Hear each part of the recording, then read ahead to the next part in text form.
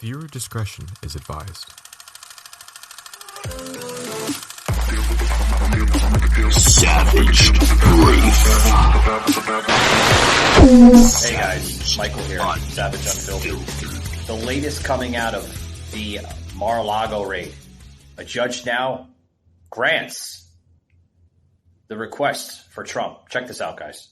You know, this is really, big? This is big. This is big. She finally said that Judge Eileen Cannon, there was a lot of question as to why she didn't make a decision last week. She says, look, he's entitled to a special master. This is an unprecedented situation. We need to make sure that we have confidence, that America has confidence in the criminal justice system. So she said, I'm going to appoint a special master. You have until September 9th. Both of you can give me recommendations, whether it's a former judge or an attorney. She'll make the ultimate decision. The government is saying, no, we don't want a special master. We've got our own team over here, Team DOJ. And the judge... All right, guys, welcome to the show. Welcome, guys. Wow, we're in September already, right? The year's going by quick. Guys, I have a really big story to open up the show today. It's been a wild week, needless to say. Guys, we have a new story breaking out, and I seen this on the Orlando Sentinel. Now, there is a new request that the Trump legal team put in effect, and this is literally like breaking news, guys. Just coming out earlier this morning, that a request granted for special master to review documents from the latest of the Mar-a-Lago raid. Judge's ruling is legal, literally a legal win for Trump, if you want to break it down like that, guys. Now, what does this say? Well, in a legal victory, just this past Monday, which was yesterday, for former President Donald Trump, a federal judge granted his request for a special master to review documents seized by the FBI from his former Florida home, right? And temporarily halted the Justice Department's use of the records for investigative purposes. Now, what does that mean by that, folks? Well, the temporary halted decision, halted by the Justice Department. So that means they cannot investigate. It's basically halted, right? Nothing can be done. That's what happens when you put a request in for a special master to review these documents. Because literally, if you've been paying attention, folks, week after week since it's been unfolding, earlier last month, pretty much in the middle of last month, right? We're now into almost a half a month, going into a full month since this has happened.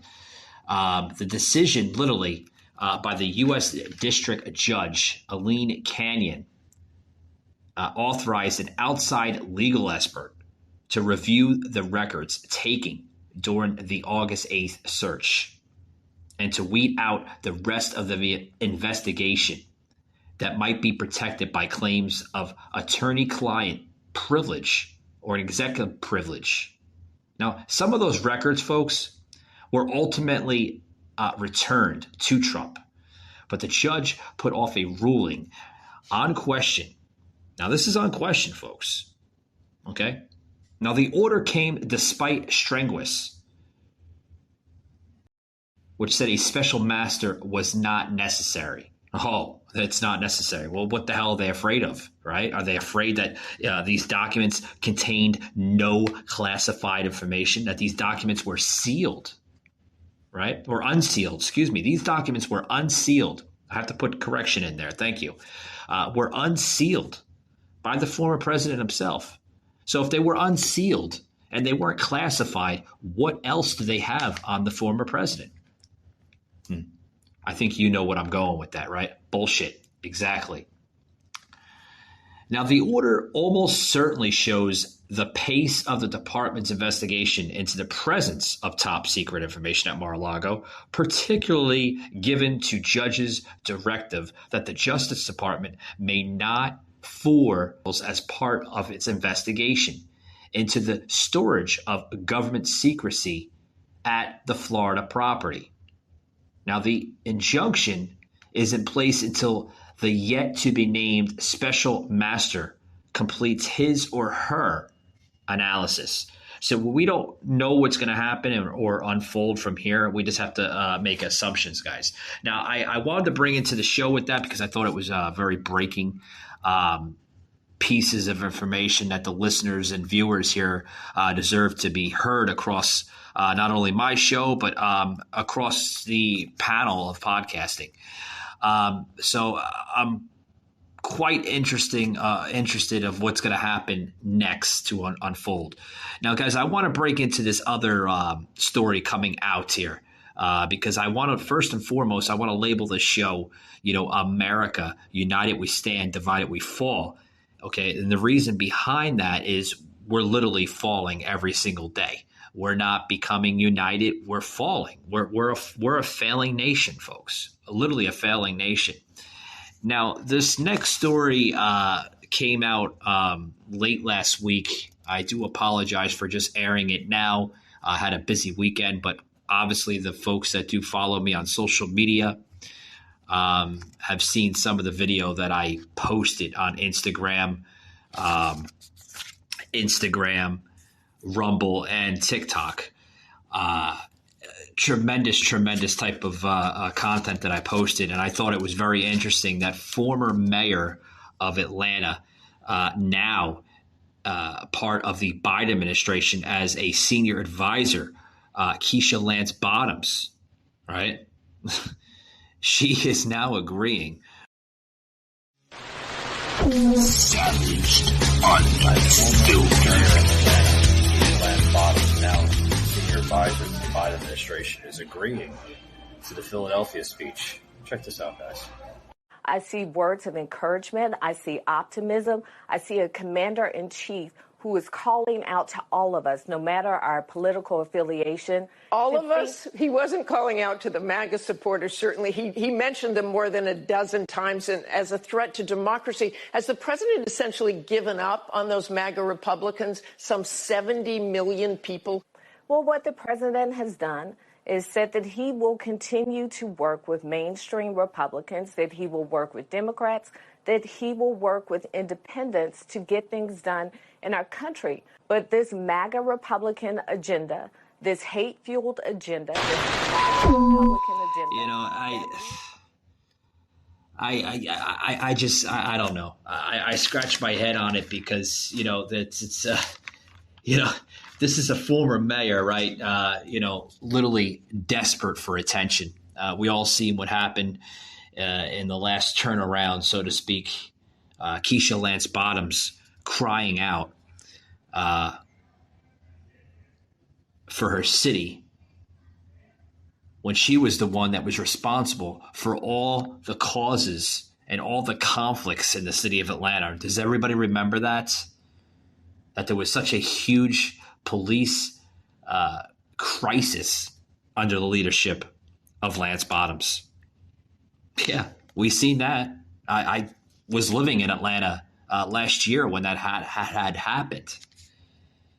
So a former mayor of that city, now a senior advisor, I find that very intriguing.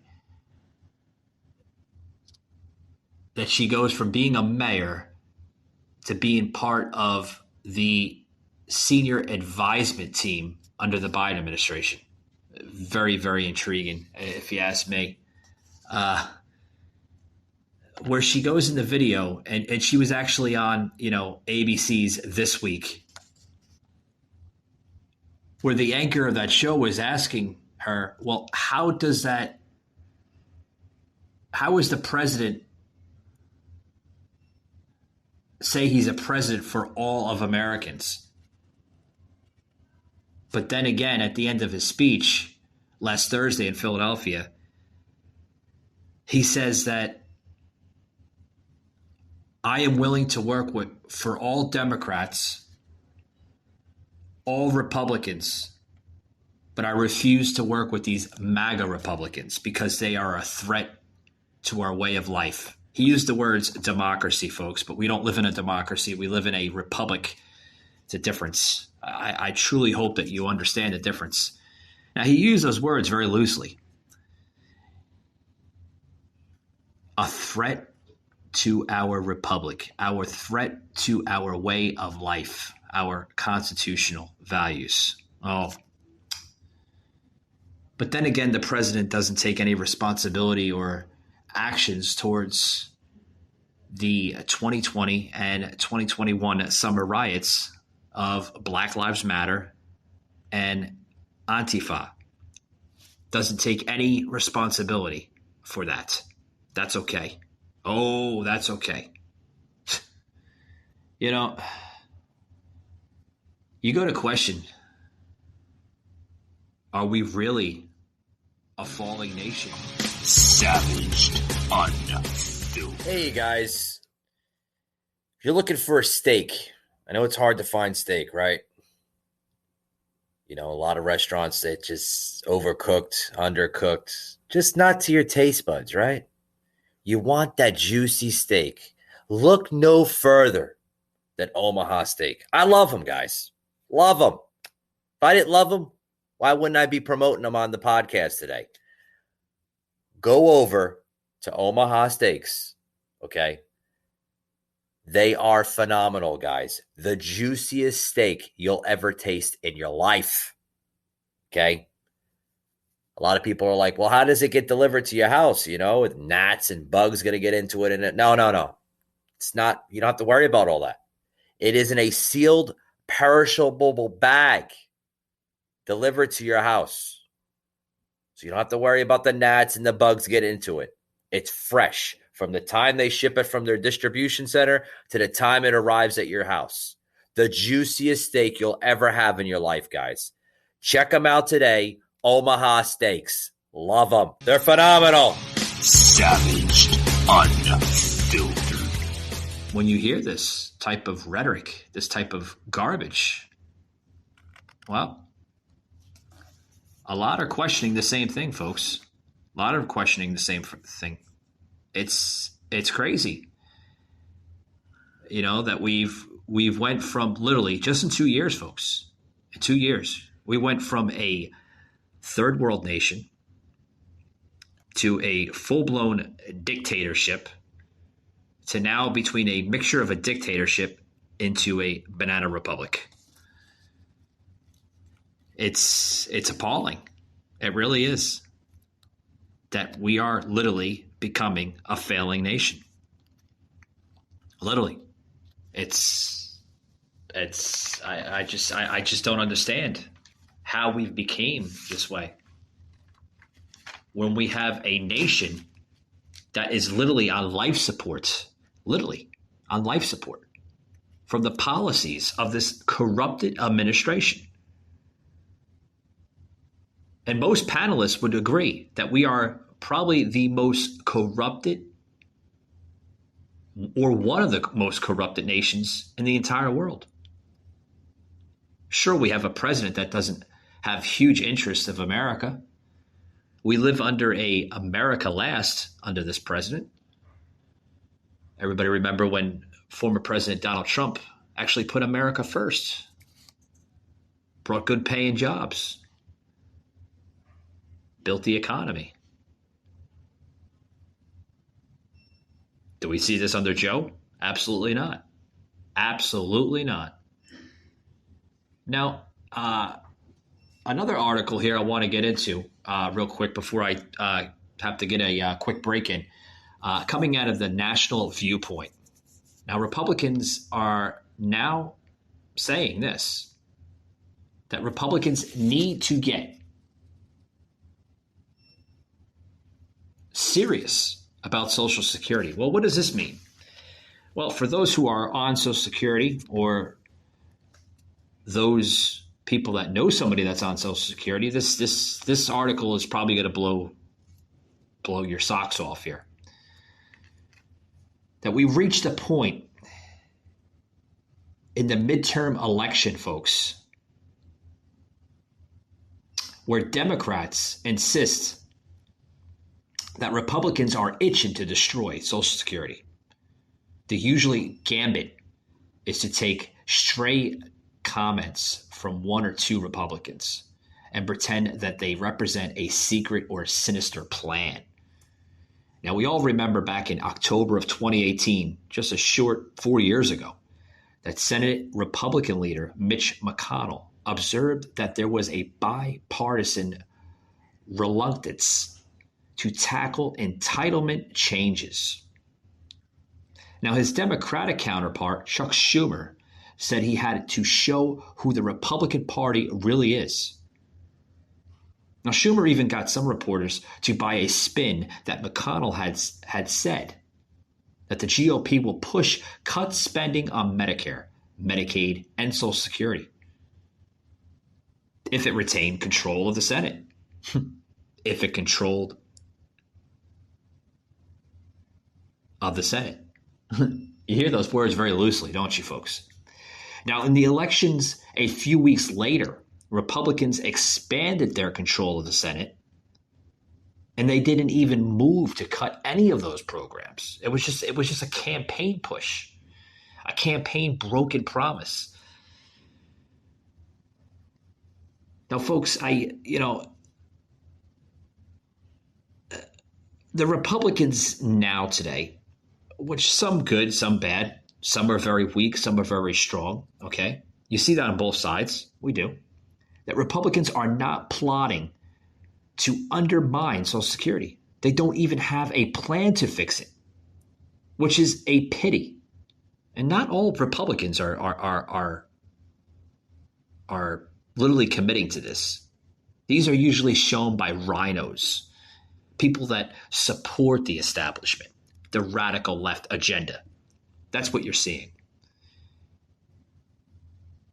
Now, for benefits for the American retiring today, even adjusting for inflation, are about a third higher than they were for those who retired 20 years ago. Get that, folks, 20 years ago. Huge, huge interest.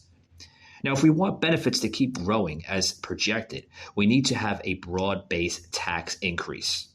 But for most Americans that would prefer to keep their taxes low and save the money themselves, for that to work, we have to moderate the growth of benefits. And what does that say? They need to keep up with the inflation, but do not raise much more. I need you to, understand the wording there, folks, because that some of that is absolutely true. That, for instance, some Republicans aren't talking about such reforms. Instead, Senator Ron Johnson of Wisconsin, now running for re-election, has said that Social Security should become a discreditational program funded by the government in each year's budget. And this also goes to Senator Rick Scott of Florida, has proposed proposed requiring that all government programs, presumably, but not including Social Security, to get affirmative renewal every 5 years. This also goes with Blake Masters, running for the Senate in Arizona, said during the primaries, maybe we should privately socialize Social Security. Privately? I wonder what he means by that. Private retirement accounts, get the government out of it? Okay. But folks, these comments are just a base of the current Democratic scare campaign. But none of these ideas is going anywhere. None of them. Folks, in my own personal opinion, I don't want to privatize Social Security. Because when you privatize something, that allows third entities to do whatever the hell they please with it. And that's my opinion on it, folks. Guys, I got to get into a quick break here, quick sponsor here on the show. And thank you to Live Rishi CBD products. Thank you very much. They've been supporting the show for the last 3 months. Guys, check out liverishi.com for amazing CBD oil products that are not only great for bruises, rashes, just about everything, guys. They come in oil, they come in cream form, everything, guys. Check them out, liverishi.com. Use that promo code Savaged Unfiltered. We're going to give you 20% off your entire order. 20% off, guys. You can't beat it, especially in today's times. Everybody looking to save a little bit of money, a little moolah, right? Head over to liverishi.com. Make sure you tell them that you mentioned this, very important, guys, on the show, that you heard it on Savage Unfiltered podcast, okay? And they're going to give you 20% off your entire order on us. Great deal, guys. Back here on the show, guys, just recently here, Larry Elder. We all remember Larry Elder, the former candidate that was running for California, right? The governor of California. Now, Larry Elder, where's my wording today, was on Tucker this past week. And he's now saying that Biden has no interest or intention in solving the insane crime, because we're seeing insanity right now. For those, again, who have paid attention to me on my social media, check out some of the content. We're seeing crazy amounts of crime in Atlanta, Detroit, California, New York City, Wisconsin, on that list, folks. Milwaukee, Wisconsin. I put out a video just the other day of literally like crime that you would see in a third world nation. Crazy. Savaged Unfiltered. We're seeing this crime going up because of the big lie. The big lie that the Biden administration is literally painting to the picture day by day. This is some of the crap. Check this out, guys. Let's talk about the police. The police in city after city, whether it's L.A., whether it's Chicago, whether it's New York, they are demoralized by this lie that they are engaging in systemic racism against minorities, that they're using deadly force against minorities just because they're black. And they're no longer engaging in proactive policing. They're not engaging in some form of stop, question, and frisk, which happened under the Giuliani regime in New York, that caused a deep decline in crime.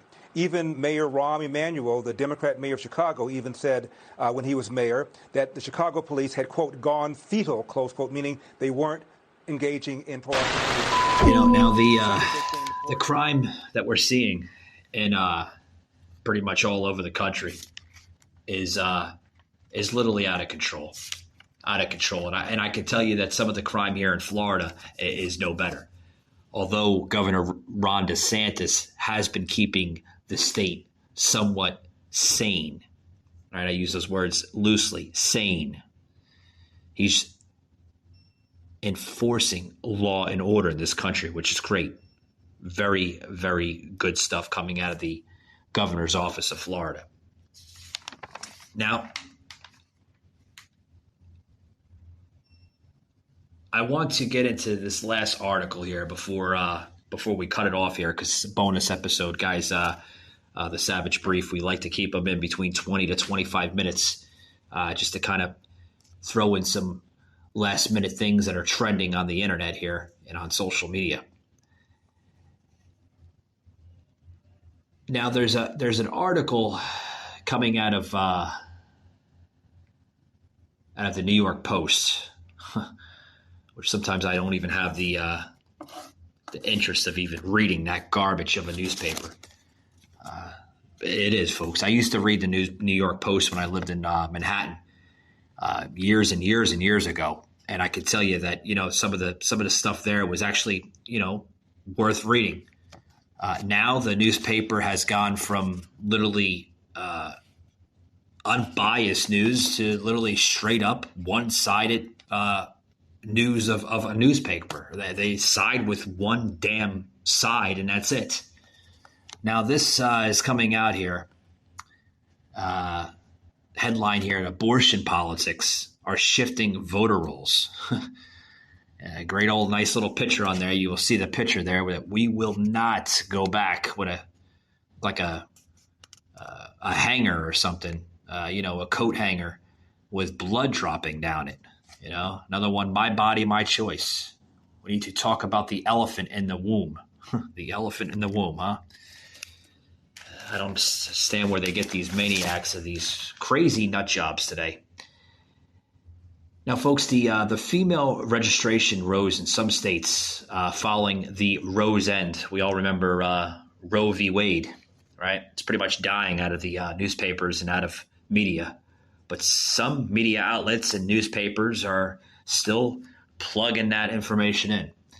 Now, in the first few weeks of this year, more than half of Kansans, right, people that live in Kansas who registered to vote were men. And that changed after the Supreme Court overturned the Roe v. Wade.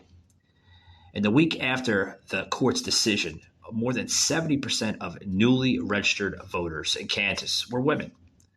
According to the analysis of the state's registered voter list, an unusual high level of new female restrictions persisted that all of the way until the Kansas primary last month, when strong Democratic turnout helped defeat the referendum. Excuse me. Like I said, guys, I think I need a cup of coffee. My words aren't really there. Thank you, Mackenzie. Love you. My girlfriend here, she's always there on the spot here thank you. I needed that coffee, I'm telling you. But the Kansas figures that are a most pronounced example of the widely increase in registration were among women since the Dobbs decision from the Supreme Court. Now, this is according to analysis of 10 states with available voter registration data. Now, on an average, in the month after Dobbs, 55% of the newly registered voters in those states were women. According to the analysis, up to just 50% before the decision was leaked in early May. Now, the increase varied greatly across 10 states: Alabama, Florida, Idaho, Kansas, Maine, New Mexico, North Carolina, Ohio, Oklahoma, and Pennsylvania, with some states showing a pronounced surge in the share of new registrants who were women and others showing little change at all. Now, folks, the total number of women registering to vote in those states rose by about 35% after the decision. Now, this is compared with the month before the leak. Now, for men, it rose 9%. What is that showing, folks? And I'm going to close it out here because I got to make some time here for an upcoming show coming in about another 20 minutes. But the increase offers rare, concrete evidence that the Supreme Court's decision has galvanized female voters, though the data gives it little indication of whether the shift will be large enough or broad enough or persistent enough to affect the outcome of the midterm elections in November. Really? Oh boy. And if that's true, folks, we're all, I'm telling you. But, folks, this is the crap that we have to deal with. This is the type of crap that we have to deal with in a divided America. Like I said, we are becoming more divided than ever. I've said this time after time. And the words stick very, very high in that angle, folks. America, where's your decision going to be? And I'll say this once and I'll say it again. United we stand, divided we fall. It's not a politician's decision if we fall. It's the ultimate decision of the American public. Guys, I want to thank you very much for tuning in today on the Savage Brief. Please, guys, if you like this episode, please hit that like, that follow button. We are on Spotify, Google, Apple Podcasts, Amazon Music, now on Alexa, as well as every other major podcast platform. Also putting amazing content on TikTok. Follow me on TikTok at Savage Unfiltered. We're also on Facebook and Instagram, guys. Just search Savage Unfiltered Podcast and we'll pop right up. With that being said, guys, thanks for tuning in, and we'll see you on the next episode. We're bringing back Branch Isolé. That's right, guys. We're scheduled to have a conversation with him in the next 20 minutes, so you're going to want to look for that episode shortly after this, later on this afternoon, with Branch Isolé. Tremendous, tremendous individual. I've had him on my show now 3 times here. So check us out, Branch Isolé, later this afternoon. Should be a really good episode. Thanks for tuning in, guys, and we'll catch you on the next one.